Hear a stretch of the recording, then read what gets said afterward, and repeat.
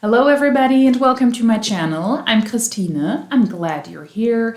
Today you're in for a treat because I'm going to listen to another WFABB podcast, this time with Draymus. I do have a good amount of videos on my channel already where I speak about WFABB, Work From Anywhere Boss Builders. That is a group of women who called themselves that. And they are in the MLM iGenius, which sells access to a financial literacy platform. And they're quite interesting. Let's say it like this. And I recognize that Draymus was missing because she has a lot of value to give. We will see how this is going.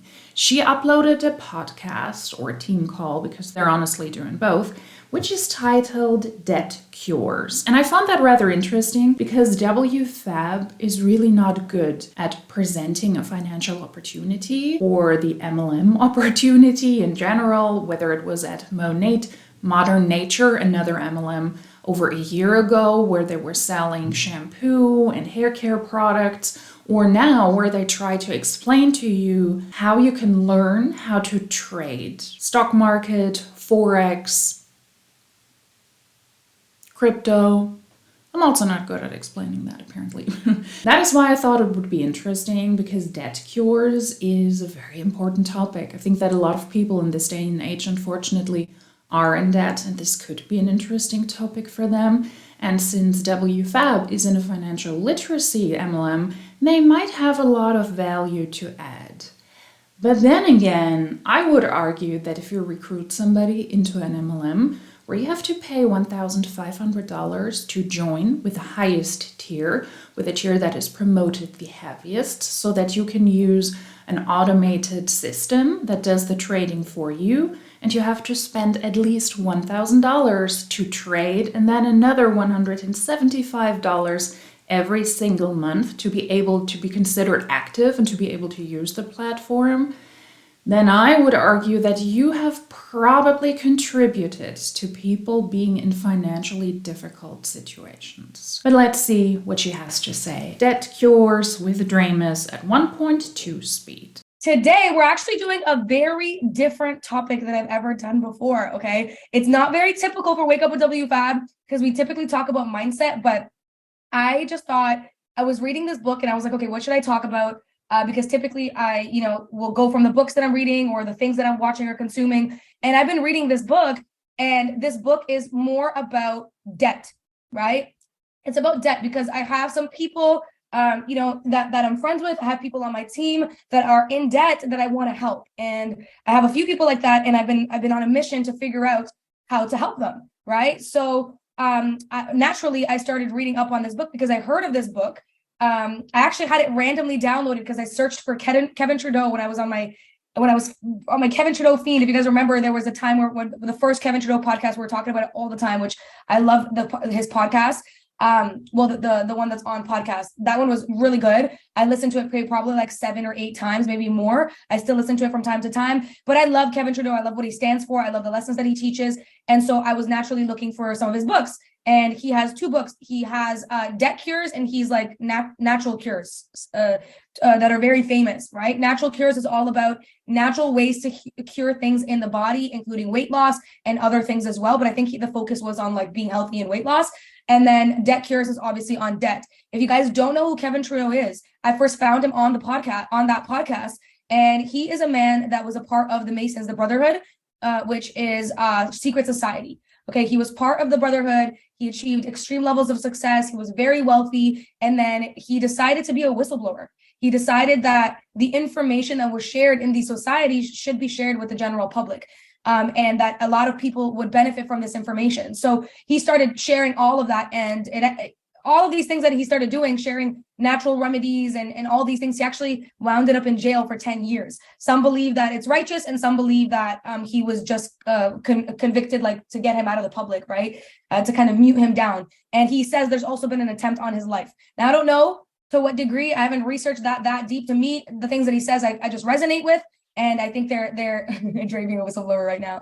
I think they're very powerful lessons. I think he's a very intelligent man. I think there's a lot to learn from him. So it relates to me, and I love the lessons that he teaches. So anyways. Okay, we're off to a great start. Kevin Trudeau is a known scammer and author who was in deep, deep trouble with the FTC. He's an American businessman. I don't know much about this secret society. He did spend a good amount of time in prison. I think he was released in 2022 because he was in trouble with the FTC and with the law because he was making unsubstantiated health and financial claims. Isn't that true? She said he was doing a weight loss book. Let me check.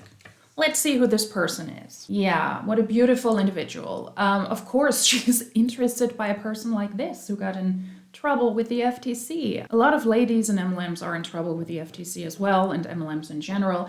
But Kevin Trudeau, I will link articles down below if you're interested in this, because this is the basis of what she's speaking on, debt cures. Kevin Trudeau was involved in civil and criminal penalties for fraud and theft, contempt of the legal system, for promoting unsubstantiated health and financial advice.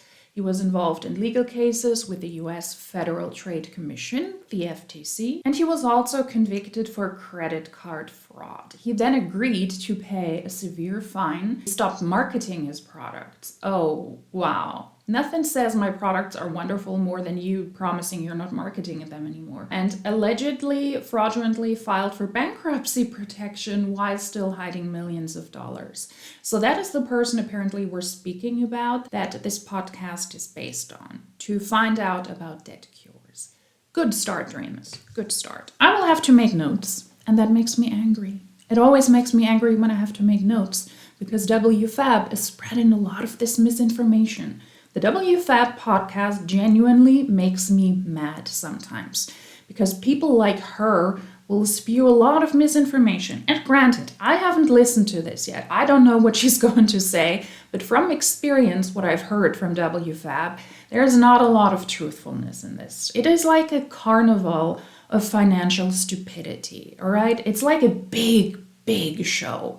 You're like in this tent, everything looks super colorful. There are lots of people running around dressed up beautifully. There's lots of smokes and mirrors. Then you have somebody who is allegedly the leader of that. And the show ponies are dancing to that person's lead, to that person's demands. And you, the audience, are sitting there and you're like, what is happening?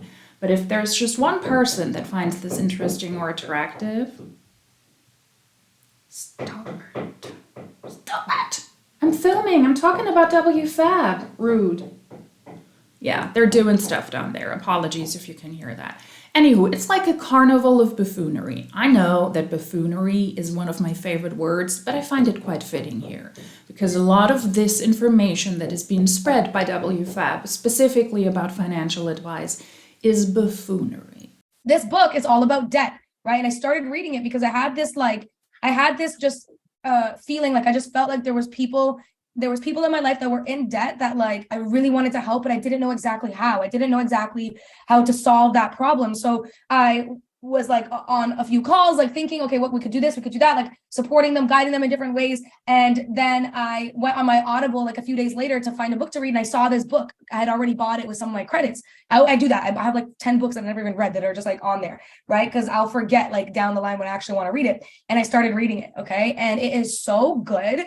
Like I just found the information to be so interesting, things that I never knew before. It is more American based, which I am Canadian, but most of the people that I'm trying to help are in both. So yeah, it's like it is more American based, but it's still like very, very amazing lessons. And I'm sure some of the information can be like used in other places. I've also seen like on YouTube now reviews from people that have read the book and applied the principles and saw a decrease in their debt, or saw, situations with their debt getting paid down faster, or their debt being, consolidated and being less. So one of the people had that I've been talking to had debt of like, I think it was like, 40 or 50 grand or 60 grand or something like that. And they consolidated it down to 20 grand.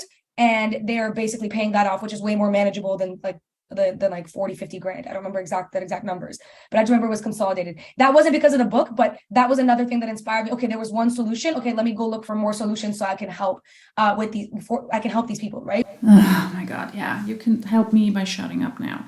People in your life who Sorry, I need to gather my thoughts first. This is already annoying. I read this book and how to help people with this. This is so powerful. And a friend of mine was in so much debt, but then that person got out of debt and is now only paying off $20,000. Not because of the book, but in general. It's like, what's your point, lady? What's your point? Okay, back to studio. I made notes because there is already so much happening. When you know people in your life who are in debt and you want to help, I can get that. I can understand that sentiment, that you want to help people, you want to give them practical information, where to go to, what institutions to look forward to. Do you have to file for bankruptcy? Are you able to pay off whatever debt you have? To know and to understand everything surrounding this topic. I think that is very valuable. It is worth it. And if there are people in your life who you like, who you love, you want to do something. I get that. What I don't quite understand is because she said people on my team are also in debt. Aren't you in a financial literacy MLM? Aren't you supposed to have all of that information there? Aren't you able to teach people how to invest? Aren't you able to teach people how to make more money out of the money they invest? Aren't you supposed to do that? Either via recruitment because you have this amazing business opportunity or because you have this amazing platform that offers you so much. So why is that not a solution for you to recruit those people and to teach them from your own knowledge? Even before, when WFABB was in Monate, I thought the business opportunity was so amazing. Why didn't you recruit people into your downline then? People that you loved. Maybe because you know it isn't that great of an opportunity, shilling shampoo, or now overpriced access to a financial literacy platform. I'm just speculating here because I don't know the people in her life and I don't know her in person, of course. But if you have this great of an opportunity, don't you have the knowledge that you can share? Find that very weird. And let's see what she actually has to say about debt cures and about people who took that person's advice. But once again, take all of that with a grain of salt because Kevin Trudeau is a fishy character. Like I said, I will link everything down below. Go check it out yourself. Just take those things maybe with a grain of salt because the book she read is from a convicted scam artist. I don't want to say birds of a feather, but there are some feathers here flying around. That's not how you say it. Anywho, let's get into the podcast. Because I just feel like, and again, hopefully this is not triggering to any of you, but there's a lot of people in debt. Like a lot of people on this call are probably in debt. I'm not telling you to admit it or talk about it. You don't have to, but I'm just self-reflect. A lot of people are in debt and you're not the only one if you are in debt, right? Kevin Trudeau says it's the American way. Yeah, the book is called Debt Cures. Yes. He says it's the American way. And as a nation, Americans are carrying a balance of consumers' debt that's around $2.4 trillion. That's not including home mortgages, guys. That's just consumer debt. That's just credit cards, line of credits, whatever, not home mortgages. $2.4 trillion in debt, right? Which equates to about $8,000 of debt for every man, woman, and child living in the United States. This is at the time that the book was written, which I don't know when it was written. I'm assuming in the last 10 years, right? That equates to $8,000 of debt for every man, woman, child living in the United States. So technically, if you divide it equally, every single person should have debt of $8,000. Now, obviously, some have more and others have less, right? And others have none. But that just goes to show you that a lot of people have debt. It's extremely common. So if you're somebody who's in that situation, just to remind you that like it's an extremely common thing. And I think this book will not only give you things that you can do to help, but it will also relieve you of some of maybe that anxiety that's attached to it. Because the thing about the system that we're in, and this call is going to be more like educational, but I just think it's so empowering for everybody to know because every single one of you guys uses a credit card, right? Or majority, right? Every single one of you guys knows people that uses credit cards, and whatever wealth level you're at, it's important for you to know how the system works so that you can protect yourself if you don't have debt, or you can be proactive if you do have debt, right? You can offer support to other people, right? Especially if you're a leader and a mentor. So that's how I see it. That's why I started learning about it, because I just really wanted to be a better mentor in that aspect. So I don't disagree with her if it's not connected to her being in an MLM. You knowing what you get yourself into when you get a credit card, when you pick up a loan, whatever it is important. And yes, lots of people, unfortunately, are in debt. But please do not take advice from an MLMer who might very likely use this as a way to hook into your DMs and into your messages, trying to recruit you. And don't allow a person like this to give you financial advice. There's videos over videos over videos out there that these people, including Draymus, have said very clearly, well, I don't know much about financial stuff. I don't know anything about the stock market, about investing, and I don't want to be inconvenienced. So we will just let an automated system do that for us, and then all will be dandy. All will be fine. That is not necessarily an approach I would like, and that is not necessarily a person I would want to question if I have problems. Maybe reach out to somebody in your personal life and to official institutions or to private groups who can help you with your journey if you are in debt. In addition to that, she also said, lots of people are in debt, and you're probably too, whether you admit it or not.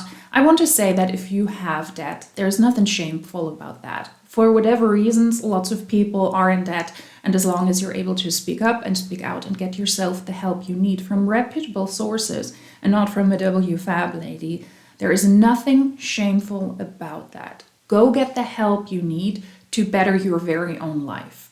Your physical life, your mental life, and your financial life. Very important. And then in addition to that, I do not have the slightest doubt that a good amount of people on her team are probably in debt. You joining an MLM, you joining WFABB, you joining iGenius will very, very likely leave you in a financially difficult situation and will very likely leave you in debt as well. Especially with iGenius, I've said it before, it is so pricey to start with them, to sign up with them, to use the platform, and to be considered active. So yeah, people in iGenius are very, very likely in debt very quickly.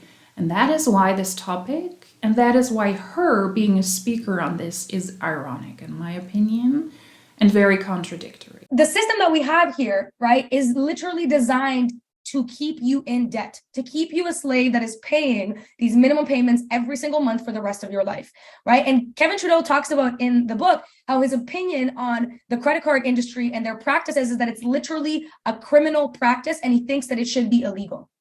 That's how bad he thinks it is, right? Because the credit card companies are taking advantage of the average American citizen. But for those of you that live in the States, I'm sure it's similar in Canada too, but in the States, it's worse, okay? For those of you that live in the States, how many, and drop some ones in the chat, if you've gotten a lot of letters to your home offering you a credit card, right? Of any sorts of credit cards, right? Like drop some ones in the chat if you've got that. Like they send you mail to your home where they're offering you these credit cards, right? These mailers where they're telling you, oh, you can open up this card, you can open up this card. They're giving you basically credit card offers. And yeah, someone said every other day, the amount of emails as well, right? That it's extremely common, especially in America, right? And they said in the book, I don't remember the exact number, but they said in the book there was something around the billions of mailers sent out every single year of these promotions for credit card, or these credit cards that you can sign up for. Literally billions, right? Of sent out every single year. And you know damn well not everybody should be approved for those credit cards, but they're still sending them out. I have a friend who is not a citizen, right? They're working on their citizenship in America, and they're still getting mail offering credit cards when they technically can't even have a credit card because they're not a citizen, right? And they're still getting multiple pieces of mail offering them credit cards, right? Yeah, everyone out here getting an email from their bank about building or getting their credit. Exactly. So they send out billions. So their marketing strategy is huge, right? Like they're marketing credit to you, and credit is not. There's obviously good uses for credit, but the practices of these industries, which are, yeah, somebody said scam. Yeah, literally Kevin Trudeau calls it a scam, but the practices of these industries, right, are literally a stamp of approval by the government. And they're designed to make sure that you're late on your monthly payments, to make sure that you go over the limit in your credit cards, to make sure that the fees continue to go up and up and up and up. And it's crazy because I remember talking about credit, like how to use your credit cards. I didn't even know how to really use a credit card until I was an adult. I think I was like 25 when I first learned how to actually use a credit card. I was paying off my credit card every week or every 2 weeks. I didn't know. I was just like, oh, I see a balance, we paid off, like, because my parents always taught me don't have a balance, like don't have a balance in your credit card. So I always just thought, okay, every week, every 2 weeks, pay off my credit card, and I didn't know that wasn't building my credit, right? I don't know if you guys knew, but let's say you have the month of let's say January 1st to January 30th, right? That's your month where you're spending your money. And then you have until let's say the 20th or the 25th to pay off your balance, February, right? You can start paying off your balance in like February 5th to February 25th, something like that, right? If you pay your balance early before January 30th, you don't build your credit, even though you borrowed money and you paid it back. Hold on, I'm getting a phone call. I'm going to put on D&D. Sorry, I got a phone call. What is this? WFABB is doing this as a team call every morning with their downline, and then they're uploading the very same audio to Spotify as a podcast and to other outlets, I suppose. Why don't you take time out of your day to edit that kind of stuff out? I don't know. Minimal effort to upload something that is not distracting? I have a call now.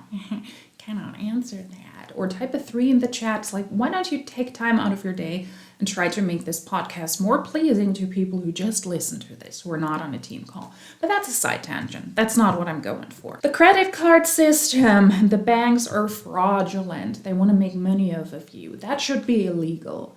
I don't disagree with the financial system being messed up. It is so easy for people to get a credit card or to get a mortgage, although they're very likely not able to handle that. They don't necessarily have the income, especially in the United States. Every other person can get a mortgage. Every other person can get a credit so that they can buy a house, although they're not actually able to afford that. There should be a certain checks and balances there as well. So yeah, the financial system is messed up. When I was in the United States, I lived in Minnesota for a year. I was there after school and I was there as an au pair. I watched a family's children and I got sent a credit card as well, just like this. I had a certain monthly limit. I didn't make enough money to cover that limit, I guess, but I'm a very responsible person financially speaking, and I was super surprised because I also didn't ask for a credit card. Yeah, that is true, but how ironic once again. Somebody who is in a multi-level marketing company, somebody who is in the financial literacy system says this is fraudulent, this should be closed down. That's what the author said, and I agree with that. You are in multi-level marketing, which is one of the borderline legal, illegal systems that is operating at the moment just because of legal loopholes. You are involved in a scam yourself. You were before with Monate. Now you're involved in it as well with iGenius. Why are people like this lacking the self-reflection? So you're borrowing money, you're paying it back, and it's still not building your credit, right? If you pay early, you don't build your credit. If you pay late, you get massive interest fees. So you have to literally, so they almost want you, because like, think about the average person who may not have the best relationship with money, and they have the money to pay off the card right now, but they're waiting 2 or 3 weeks because they have to pay it off within this specific period. What if within those 2 or 3 weeks, things happen, or they got to spend their money or something, or like, you know what I mean? Like they're mentally just, the relationship with money is like, if they see it in the bank, they feel like they can spend it, right? So they almost know that. Right, so they're kind of making the platform in this way where you delay the payments. And I realized that after. Can you guys hear me? Am I lagging? I'm good. Okay, yeah. So if you pay, I'm just reading some of the comments. If you pay it, they won't report it, and it doesn't help you. They want to see that you need them. I worked for the bank for 7 years. It's definitely a scam, and don't spend more than 33% of the allowed balance. Right. So these things are designed in this way. And I didn't even know how to use a credit card until I was 25. I was declining any increase in my credit balance. Like I had $1,000 credit card until I was like 25. Like I'm not even joking. Because $1,000 limit. Because I always thought, oh, like my parents always taught me like credit cards are not good, like all these things. And I always thought they would always offer for me to increase my limit. I'm like, no, don't increase my limit. Because I don't think y'all are trying to scam me. So I would always reject it. Right. And I literally didn't know until I spoke to a friend who was an accountant that said, no, you're supposed to increase your limit, right? You're supposed to increase your limit so that you have a smaller balance, right? Just like she said, you don't want to spend more than 33% of the allowed balance. So the bigger your balance is, the smaller percentage. But if you know yourself and you know that you don't have a healthy relationship with it, then of course you don't want to do that. So now I've just been saying yes, and my credits increase like crazy, right? I have like probably all together with all my cards, like 70, 80 grand or something in credit card, like allowance. Of course I don't use it, but that's what's there. And that's a scary thought if you really think about it. Like the fact that I could literally spend 60K on a credit card, like in the next few days if I wanted to, like, that's kind of crazy, right? Like that's literally kind of crazy. But the whole system, someone said the whole credit card system is a paradox where you have to have debt in order to be approved to take out more money and have even more debt, right? So what Kevin Trudeau was saying, guys, is he has no problems with companies making a profit, right? He has no problems with that. There's nothing wrong with a company being profitable. That's what companies are made for, right? But the insiders that talk about, like, because he's obviously in the inner circle, he's met bank owners and credit card company owners and people that work in these industries, and they even talk about how they even say that it's obscene profits, right? Obscene profits. The insiders say that, and how they're preying on hardworking, bill-paying citizens. The American credit card industry earns $30 billion every single year in profits, and they want more. $30 billion. And anybody who has a credit card is affected, which is why I'm even doing this call. Anybody who has a credit card should know, because it doesn't matter how low your income is, or if you're middle class, or if you're prestigious, or whatever your income is, if you're high class, right? It doesn't matter, because everybody uses credit cards. So these credit card industries and these lenders, they don't want you to know the rules. And this is why they named Kevin Trudeau the most daring whistleblower of all time. So back in the day, lending practices actually used to be really fair. They used to have fair lending practices, and a banker was considered a trusted partner in business and in life. A person back in the day could get an overdraft simply by asking their bank for it for free. It was considered like a free courtesy that was granted to anybody who was a good customer. That was the fair practices. Back in the day, there used to be a 30-day free grace period to pay your balances. That was the standard. And then somewhere along the way, greed got in the way, and fairness just went out of the picture, went out of fashion. Because when's the last time you hear free or courtesy at the bank? Yeah, back in the day, people were also pooping behind the barn, you know? They were shoveling a little hole, and they were doing their business, and then they were covering it all up. That was before toilets were invented. It's like, remember the good old times? Yeah, you probably don't even remember. But what I actually wanted to say was preying on people is bad. And that is what the banks are doing. And I don't disagree with that. Once again, people get their hands on credit cards so easily to build a credit score. The system works a little bit differently in Germany. Here you have to prove that you have a certain amount of income and that you have a clean slate when it comes to credit card debt or debt in general. There is an institution who is doing this here. So here it's also working a little bit differently. But I understand the sentiment, yes. Don't put everything on a credit card to build a credit score, but you're not actually able to afford whatever you bought. But you believe that it is easier for you to pay it off because you don't have to pay everything in one chunk. Let's say you need to get a mattress or a bed, something really basic that you need for everyday life. Make sure that you're able to finance this off. The same with mortgages. If you're not actually able and financially stable, you shouldn't receive those. And that is very much difficult. Yes. Banks, credit cards, institutions, they're there to make money. They're there to make money off of you. And if you take out a mortgage or whatever, they know that they will get their money back either way. Because then in that case, if you're not able to pay it back, they will just get the house, the land, whatever you needed the mortgage for. But how ironic is it yet again that she says they're so bad because they're preying on people? Once again, you are in an MLM. You try to recruit people into a system where the vast majority of people don't make any money or lose money. And you're promising them something, and in this case, probably doing a little bit of fear-mongering as well, presenting yourself as an expert or as a non-expert, and you know the answers to everything, and you can make them rich and successful and happy. That is what is called preying on people as well. You're kind of in the same industry, lady. Once again, there is a certain lack of understanding and of self-reflection. It is not just banks who are preying on people. It is also multi-level marketing reps, whether they do it knowingly or unknowingly. This podcast is the best example because she is speaking on a team call and then uploads this as a podcast to her downline and to people she might want to recruit, just make a business seem more interesting than it actually is. You are also preying on people, financially unstable people, and you're inviting them into a system where they will very likely lose money very fast and then will be in debt eventually. So maybe someone should tread lightly here. Very lightly. Very, very lightly. Not very often, right? Whereas those things used to be standard practice. And he says that consumer lending, these credit card companies and the federal government are basically in bed together, right? Basically in bed together. The federal government. So is the government with multi-level marketing companies. Wow, I see so many parallels here. The reason that multi-level marketing companies still exist is because they do have a certain lobby in the political field. Pretends like they're trying to do something about it, but they're not. So what the federal government did is they set limitations for how much interest can be charged on your card, right? Limits.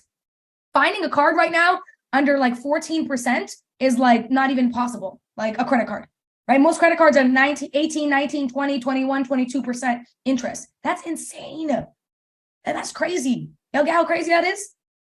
So there was a laws passed to limit how much interest these companies are allowed to charge, right? So what the banks did, and he talks about this in the book in detail, is because they could only limit how much interest they're charging. What they would do is they would charge other fees, and they would give them different names for these fees, where basically they're just getting more interest, but they're naming it something else. They're charging fees for little things that you're doing and making up all these different fees to get more money out of you. And then that money, if you don't pay it right away, is also goes under the interest rate. So that's how they're pulling out more money than is technically legal, because the fees aren't regulated. It's only the interest that's regulated. They can have as many fees as they want, as often as they want. And he talks about in this book how now it's so normalized that like you literally just like we all accept it. Like we've just normalized that this is what it is. Like this is how it works. We've all accepted it, and we just think it's normal. And I think one of the biggest things that I got from this book, and like I don't want to say that I was judgmental. I wasn't judgmental, like clearly, because I sought out this book from compassion, but it did give me more compassion, because when you first think, like if you don't know the person, if you don't know their story, and you first think of like somebody who's in debt, your initial thought, or at least mine was, your initial thought is that, oh, they must have spent foolishly, like they must have spent lavishly and like weren't like didn't learn proper like financial literacy, and just like we're spending their money on like all sorts of things, right? We're overspending, we're buying things that they can't afford. That may be like your first thought. But this book made me just have so much compassion, because it made me realize that that's typically not the case. And even though I know people in circumstances where that wasn't the case, like I don't know, like you're because like you're just made to believe that it's all yours, like it's your problem. If you have debt, if you created credit card debt, it's your problem. So I just started thinking like that. But this book made me have so much more compassion, because it talked about how people who are in debt are typically in debt because of some situation that happened to them, right? They're not in debt because they spent like crazy. They're usually hardworking. Yes, it is on Audible. Yes, it is on Audible, right? They're usually people who are hardworking that have some sort of situation happen to them, whether they lose their job or they have a medical issue. Or I was watching a YouTube review of the book, and this guy said that he never had debt before, but his dog had to get an emergency surgery. And obviously he loves his dog, so he spent a lot of money on that. He put on his credit card because he didn't have the money, and that's what put him in debt, and he's been paying off the debt for a year. I'm glad that she says that there is a certain bias, or that there was a certain bias on her end. You can be in a lot of credit card debt because you're overspending, yes, because you want to live a life or a lifestyle that you don't actually have. Ironically, that is something a lot of MLMers do, because they need to present themselves in a certain way on their social media to show how financially attractive and how financially successful they are. So you buy certain luxury items you probably cannot afford. Same story. But I'm glad she says that, yes, because a lot of people, they will get into debt, or they might lose their homes, or they might lose their jobs. Not because they're overspending, but because, like she said, they're hardworking people, but then something happened. Because they were financially not stable, they were let go from their job, they had to move out of their home, they had to downsize, and even that wasn't sufficient. They had a medical emergency, and that is a US phenomenon that is really messed up. Just the discussion that in the United States you still have to have a discussion about actual healthcare for everybody is mind-baffling from my perspective, as somebody who lives in Germany, who lives in Europe, where the system is set up differently. So that is horrible, yes. And when you have people around you who also need money, you might lend them money, you might be scammed by other people. And if you have a dog, and just in general, if you're a pet owner and you love your fur babies, of course, you will spend all of the money in the world to make sure that they're getting better. And you know what else can contribute to that? You joining an MLM. Just saying. Just trying to get back to the actual points here. Because yes, financial literacy is important. You getting in debt and speaking up about this, and also recognizing it's not your fault, is also important. But it's also important to recognize that lots of people who are in multi-level marketing companies, in my opinion, are on the route to be financially in difficult times. While their upline, their uplines, the company, or people that are considered leaders promise them if you stick it out another day, another week, another month, another year, then they will be successful. So in that sense, you're also contributing to the system. I've met people even here, like in grocery stores, that work in grocery stores. I remember meeting this man who had to have an emergency surgery on his eye, and he was in like over $40,000 of debt that he was paying, and he's working a regular job. And another thing that Samara pointed out, I was talking to Samara about this last night, and she pointed out, like, but she's like, that's what you thought? Like, that people were just spending like frivolously? She's like, babe, you do realize, and I just never connected the two. Like, I know, but I just never connected the two. And she's like, you do realize that most people don't make enough money to live. And I'm like, you're so right. Most people are not making enough money to live.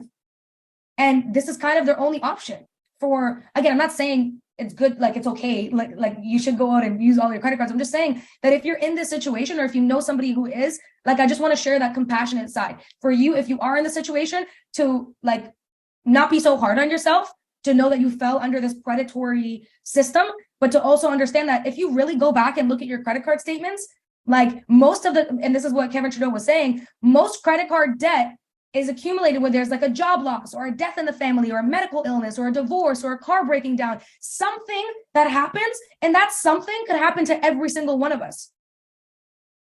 That situation could happen to every single one of us. And if you actually look at the statements, it's most likely food. It's most likely the grocery store. It's most likely gas. It's most likely regular things that we use on a daily basis to survive, to live. It's not yachts and expensive trips. And I mean, for some people, I'm sure it is. But for the majority of people that are living in debt, it's they're just trying to live, right?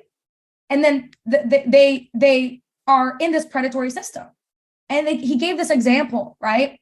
He gave this example in the book that I thought was just like so interesting. And he said, okay, there was this guy, this average guy. Hold on, let me read the comment first.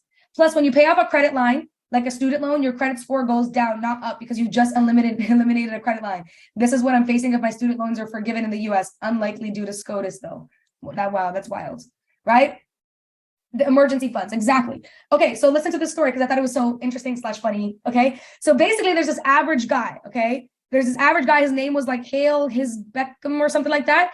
Okay, and he owned a karate school. And in March 2005, he used his credit card to pay for his lunch, which was $12. Okay, he used his credit card to pay for his lunch, unknowing that $12 charge would put him over the credit limit by $1.91. So he had a credit limit, and he went over that credit limit by $1.91. Mind you, his credit card is not high. I think the limit was like $700 or something like that, right? So the bank approved it, right? That's the first red flag, okay? If the bank was legitimate, they wouldn't be approving something that is over your limit. They would decline it, right? They would decline the payment so it doesn't go through, because he didn't even realize. He just swiped the card and he didn't even realize that it was going over his credit limit. And basically the bank approved it. The order went through, but the bank didn't decline it, because banks want you to go over. Because guess what happens when you go over? They can charge you over limit fees, right? Which is interest that they weren't legally allowed to charge before. But because you went over the limit, now there's an over limit fee. And now they can charge you that. So he spent $12 on his lunch. He went over by $1.91. So technically $1.91 was his mistake. And he got a $35 charge for going over his credit limit. Okay, he was fine with a $35 charge on the credit card. That month, he paid the minimum amount. He paid the minimum payment that was set out in the credit card. And that minimum payment he paid the minimum payment, and he didn't use the card again the entire month, because he knew he was like over or whatever, right? So he didn't use the card again. That happened to me over €200. That's true. The bank won't work for that. Yep. So he paid the minimum payment and he didn't use the card again. So that minimum payment didn't bring his credit below the credit limit. So next month he got charged another fee of being over the limit of $35, because he paid the minimum and the minimum didn't bring him down below the credit limit, which makes no sense. Like, if anything, if you're the bank, you're going to make the minimum payment like enough to put you below, right? But no, the bank wants you to be over, because then guess what? They get to charge another $35 fee, right? So he called the bank and complained, and nothing could be done. The bank teller basically told him nothing could be done, and he should only apply for a higher credit limit so that the situation wouldn't happen. So the next bill, right? He still hadn't paid off. Like, he paid the minimum, I think, again. He hadn't paid off the initial $35. So he got another $35 because he didn't pay the second $35. So for $1.91 going over, he now has $105 in fees. What percentage is that? What percentage interest is that? Because what fees are is really hidden interest. A ludicrous, is it $3.50? I didn't do the math. Right? It's not even $12 lunch, because it's $1.91 that he was over. So it's $2, right? So on $2, $105 in fees, what percentage is that? I think it's even more. It's crazy. It's not even a legal percentage. It doesn't make sense, right? So what he did, right? And this is kind of funny. He paid off his entire balance, right? His total balance came up to $799.19. So he sent the bank a check for $800. And like back in the day, by the way, you could also pay your credit card in checks. Right now, it's not really as common. But another key thing, like interesting thing to note that they said in the book is that they actually wanted you to pay in check so that it would be delayed, right? Because if it came in late, then guess what? They get to charge you a late fee, right? And when they started introducing online payments, it wasn't as smooth as it was now. So what they would do is conveniently on the day that you're supposed to pay, the online system would go down, and they would have to actually, or the phone lines would be down, so they would have to send in a check. So guess what? If they sent in a check, if it was on the last day, the check would be received late. And that used to happen apparently all the time back in the day, right? So it's crazy because like they want you to be late because then they can charge you extra fees. Okay, she's really talking in circles over and over and over again. We get it. The bank system, the credit card system is not designed for human connections. It is designed for them to make money. And they will charge you for fees and extra fees and fees on top of that. We get it. This is not kindergarten here. You don't need to repeat yourself over again because people on your call or on your team don't understand the system. Yes, we get it. The banking system can be difficult, it can be fraudulent, and you have to be very, very careful what kind of money you spend, and you better understand the system before. That is very helpful. I agree with that. Let's get back to some other points that she spoke about. Have compassion for people who are in debt. I agree with that. Take a look at that. If you're able to help people out with resources, with information, with actual professionals who offer their services for free, then do that. I think that is very, very valuable. What I'm lacking here, though, is a compassion for people who maybe come out after they joined an MLM and they weren't successful in it and they're speaking up about it. I am lacking compassion specifically from her when it comes to people who are leaving an MLM because they were in debt because of the activity within the MLM. She is the individual who made fun of a lady. I don't remember what MLM it was, and I don't know if it was ever mentioned. But there was a video circulating of somebody saying, I lost so much money, we're in so much debt now, we cannot even apply for a credit so that we can buy a house, which would be a smart idea now. We first have to pay off our credit card debt, otherwise we're not eligible for that. And this person, Draymus, was the one who was making fun of that. Well, that's your problem, that's your fault. That means that you didn't do a good job at, taking care of your finances. That is not the MLM fault. That is exactly the person that said this. So once again, maybe do some reflection on your own actions, and compassion for people is good, not just for people who are in debt, but also when it comes to the MLM space. Let's just say it like this. And then in addition to that, she also says that there should be a red flag for banks to approve something above limit, and I agree with that. The same is true for MLMs. I would argue you might need to check how financially stable people are before they join an MLM, because that way you can avoid for people having to leave right after because they don't have the money to stay active, because they don't have the money to stay in the MLM, and you're not putting people into danger, into getting into debt really, really quickly. But I guess that's not a topic she's aiming at here. It's about the bank system that is fraudulent, not the MLM. But then again, there is me taking you back to the actual topic here. She is in an MLM. It is her job to recruit people and to make money off of the people in her downline. And I'm sure that she is one of the people because she's considered a quote-unquote leader that is also responsible for people on her team to lose money. Maybe reflect on that and maybe have compassion for these people as well. And you're going to pay them because you just think it's normal, right? So he sent the bank $800 for his balance of $799.19, okay?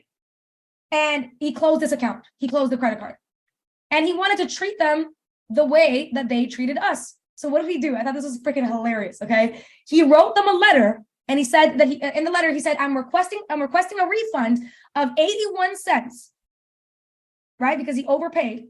I'm requesting a refund of 81 cents. You owe me 81 cents. And he even said in the letter, I prefer that you send a certified check or a money order because you have no credit history with me and you don't have any references. Said that to the bank.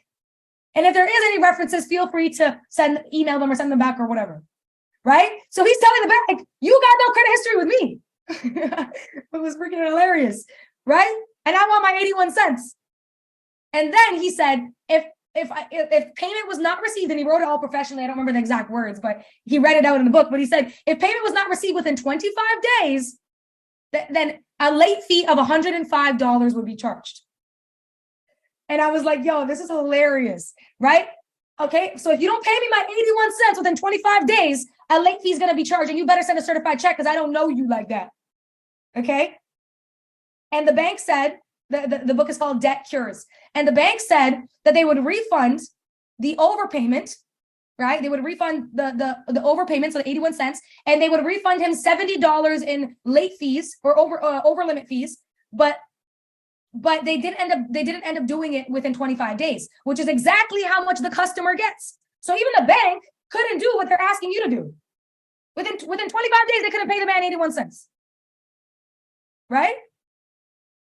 So he sent them another letter, and he said that he would charge them a finance fee of 20% for every month that they were delinquent on their payment. So now they got the 81 cents and the $105 fee, and he's going to charge them 20% every single month until they pay. And he apparently sent them statements every single month. Now, I heard he got some portion of the money back. I don't know. Even Kevin Trudeau, he's like, I don't know where this man is, but this man's a legend. He's like, I don't know if he ever got his money. I don't know if he's still persisting. This article was written in October 2005, but he just gave it as an example because doesn't that show you how ridiculous the bank is? Like, doesn't that show you how ridiculous they are? When you do it the other way around, it shows you how ridiculous it is. But because we typically receive it from the bank, it's so normalized. We just think it's normal. We're just used to it, right? So I just thought that was I was like, this is hilarious. This guy's a freaking G, okay? He said, run me my 81 cents, okay? Right? But we think it's normal and we get scared because that's what they've marketed this to believe that it's all our fault when it's ludicrous. Like you could get $1,000 credit card and spend the money and, have a situation happen, not be able to pay it back. All of a sudden it's $3,000, $4,000. You're paying more money in fees, not just double, but triple, quadruple than what you actually spent. That's criminal. That's not logical. And this is exactly the issue that I see with the people that are in debt. Like when you're looking at these minimum payments, if they pay the minimum payment, they're going to be paying that for the rest of their life. Isn't that crazy? If you pay the minimum recommended payment, your debt is going to grow. That's the crazy part.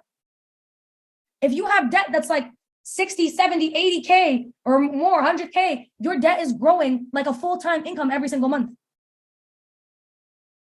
Your debt is growing, like depending on your cards and stuff, but it's growing anywhere from 2,000, 3,000 a month. That's great. That's literally insane. How is a regular person supposed to keep up with that?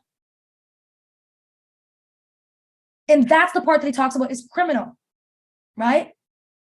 Because even if you just pay the minimum payment alone, your balance will literally grow exponentially. Y'all know, whoever's on the team, we talk about compound interest, right? How you can make money out of your money and how cool it is, how much money you can make. Well, Einstein always said, compounding is the eighth wonder of the world. And those who know it, those who know it will earn it, and those who don't will pay it. And that's exactly what this credit card debt is, because it grows. Like, it's actually criminal how fast it grows. It's ridiculous because you're getting interest on your interest. It'd be one thing to just get interest on your balance, but now you're getting interest on your interest. Exactly. Someone said you have to be really good with your money management to make it work in your favor. I'm not telling you delete all your credit cards and all these things, but I'm just explaining to you how they work, right? The only good thing about debt is that it's tax-free, but they're giving you the invisible tax. Yes, but that depends on the interest rates.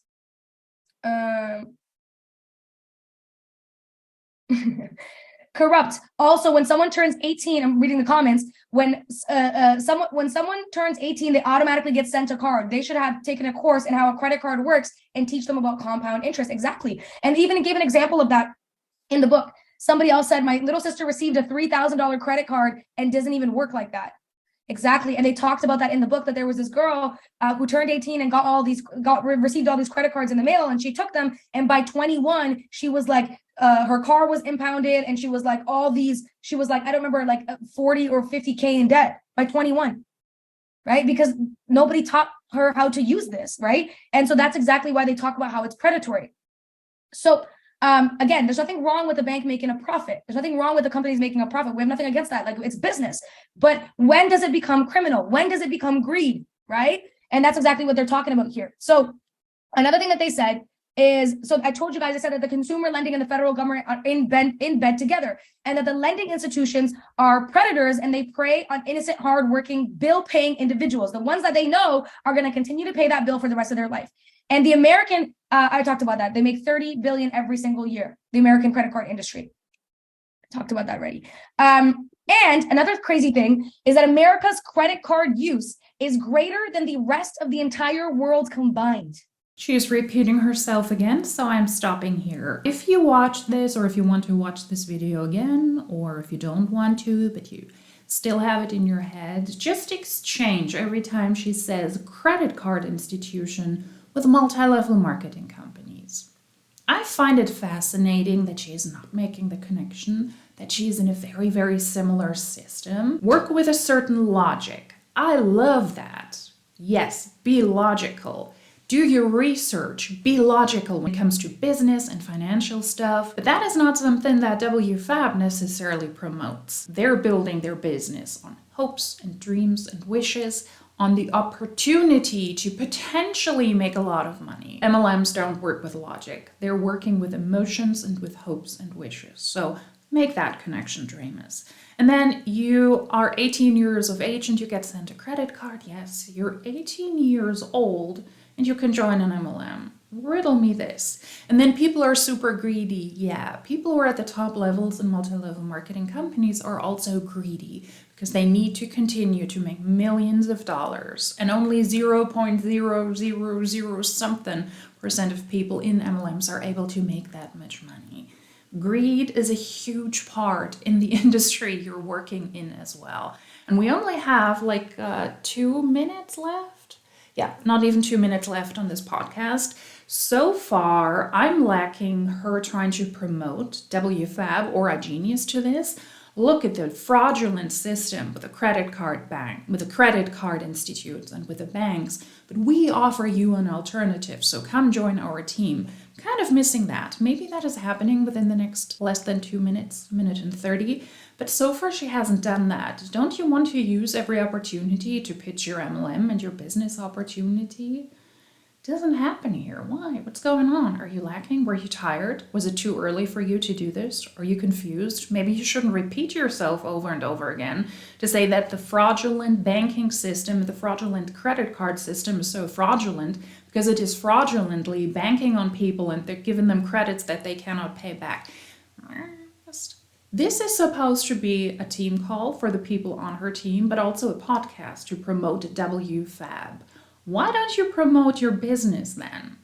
This is just rambling. I mean, I'm here for it. I'm loving it. But it's also not professional yet again. Always try to make the connection to your business when you promote something like this on social media. Just saying. Let's finish this off though. If that doesn't tell you something about like the nature of the industry here and the culture and the way that they've marketed, America uses credit cards more than the rest of the entire world combined. That's wild. In some places, credit cards are not even common. Like right now we have Leticia on our team who's expanding in Africa, right? And literally, is most people there don't even have credit card. Well, in the country that she's in, right? The countries that she's in, they don't even have credit cards. Like it's not common. And when they do get credit cards, it's those prepaid ones, right? Now, not saying this can happen even in some wealthier places, right? It's just the culture is different. Whereas here, the culture is very predatory and it's used so easily. And he also says that out of all of the American industries, there's no industry that draws a higher profit than the credit card industry, right? None. It is the most profitable industry in the, obviously only the owners benefit, but it's the most profitable industry in America. Not MLM, right? So that's what they're talking about. And the reason why they go into this book, and I'm not going to go into all of that, but if you are in debt, I highly recommend that you read this book, because there's strategies in there that can teach you basically how you can lower your debt. If you're in collections, there's really good strategies about how some of that collections debt can actually completely disappear, or how you can negotiate it, but you have to read the book to understand the rules. I'm still not done. I think I'm like 1/3 of the way through, but already I'm just like finding like some of the things, and I'm like, yo, does this really work? Like, do these things really work? I'm gonna see if I can get some people to test it. But it really sounds cool, because if you know the law, then you'll know how to kind of use it to your advantage, right? And if you are somebody who is in debt, I hope, the book is called Debt Cures. I hope that this just relieves some of the stress and the, how do I say it? Of course we have to take ownership for the decisions we've made in our life, but understand that you're in a predatory system, and to not put so much shame on yourself. Because I know like it can feel overwhelming, and it can feel like you anxiety. Exactly. It can feel like you messed up, or like you didn't do a good job, or whatever the case may be. But understand that majority of people are in debt to some degree, right? And that the system was just wired for that to happen to us, right? And even though you want to take control of it and take responsibility and be proactive and find solutions, also don't be so hard on yourself if you are in a situation like that. And that's one of the, I think, biggest things I got from the book. Is just compassion, right? Compassion for people. Not that I didn't have it, but even more. That now my first thought when somebody is in credit card debt is not they spend frivolously, but it's like, oh, like they something probably happened that put them in the situation where they needed this money. And like Samara said the other day, most people are not even making enough to make ends meet. They're not. And that's kind of like their only option to eat, right? Or to buy diapers, or to buy regular things. So I thought this book was profound. I hope you guys learned something. I love learning new things like this, even though it wasn't necessarily a mindset call. I still love learning stuff like this, because I think that the more that we know about the world around us, it's more exciting, it's more empowering, and it's a good conversation starter, right? It's a good, I want to finish the book so I can support the people that are around me and just have this knowledge in my tool belt. I think that it's powerful. So I hope you guys enjoyed the call. And if you are in debt or know somebody that is in debt, I highly recommend that you guys read the book. And I hope you guys learned some stuff from today. Oh, Dee said she would love more skill-based calls. I love that. Okay, awesome. Yeah. I like teaching on different things, because that's how I just like learning about different things. I find it interesting. And I find the more that you know about different aspects of life, the more powerful you are, right? So I'm going to end the call there. If you're listening on Wake Up With WFABB podcast, thank you so much for tuning in. We appreciate you, and I hope you have a beautiful, beautiful Thursday. Imagine waking up to this on a Thursday morning. I would shoot myself in the foot. Once again, the irony, the fraudulent system preying on people. Have compassion for people who are in debt. You are in a multi-level marketing company. The same applies to you. Maybe live what you preach. Maybe don't preach about the banking system when you are in a system that is just as bad and just as fraudulent. The irony that she doesn't see that. Knowledge is important. And yes, speaking on factual things is important, but maybe people who have actual knowledge about this should do that, and not some WFABB iGenius hun. She hasn't even finished the book, yet she speaks about the book. She doesn't know much about the author, yet she praises the information here. Please do your research before. You're praising the book of a convicted fraudulent scam artist because he was promoting health products and was making health claims he wasn't allowed to make because he was making financial claims he wasn't allowed to make, and so on and so forth. So take everything like this with a grain of salt, and take everything that she says with a grain of salt, because it is quite obvious that she doesn't know much about the financial system and about those types of topics.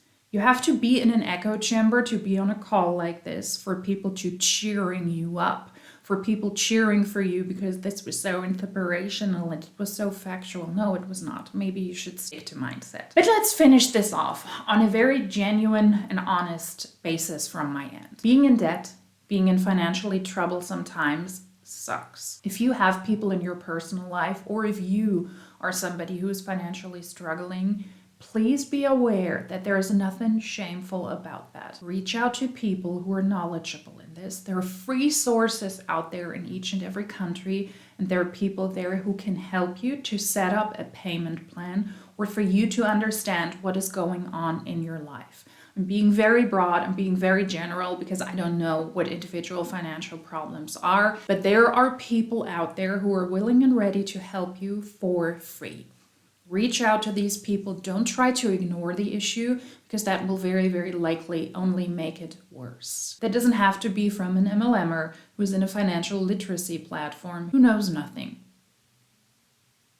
At least when it comes to this topic, I find it fascinating that she is still uploading this kind of content to the internet, speaking about money when it is obvious she has no idea what she's talking about, and when she is not very good at self-reflecting. Maybe have compassion for people in an MLM, maybe help those that don't make money in your own downline. And not by telling them that they just have to stick it out a bit more, maybe they should use this or that crypto alert and then they will get rich. No, maybe be honest to them and tell them you're in a fraudulent system. I'm making money off of you. If you really want to be in a financially better situation, you should leave right now. But I'm sure she would never do that. I hope you do like these types of videos. If you do, please consider subscribing, giving me a like, leaving me a comment. And if you like these videos, then I will probably see you soon in my next video. Tschüss!